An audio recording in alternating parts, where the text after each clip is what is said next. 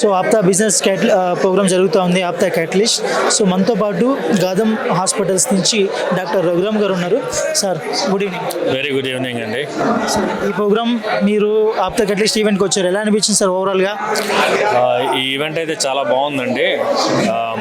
చాలామంది డిగ్నిటరీస్ని చూడడానికి అయింది. అండ్ దెన్ చాలా వాల్యుబుల్గా ఉంటుంది.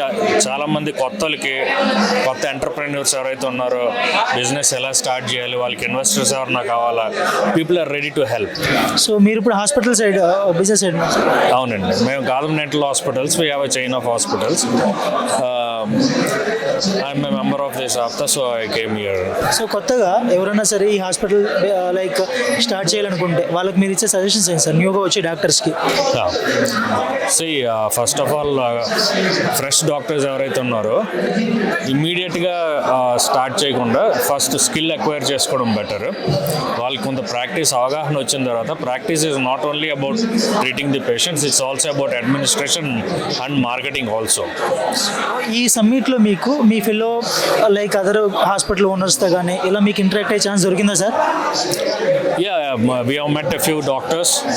కొంతమంది నాకు ముందు నుంచి పరిచయం ఉన్నారు. We have a few friends stalls కూడా ఉన్నాయి.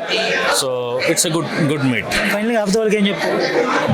ఆప్తా వాళ్ళకి very happy that you people have come up in Hyderabad and India. మీరు ఎట్లానే ప్రమోట్ చేసి ఇంకా చాలామంది ఫ్రెష్ యంగ్స్టర్స్ని ప్రమోట్ చేస్తారు, మన కమ్యూనిటీని పైకి తీసుకొస్తారని ఆశిస్తాను. Thank you sir. Thank you.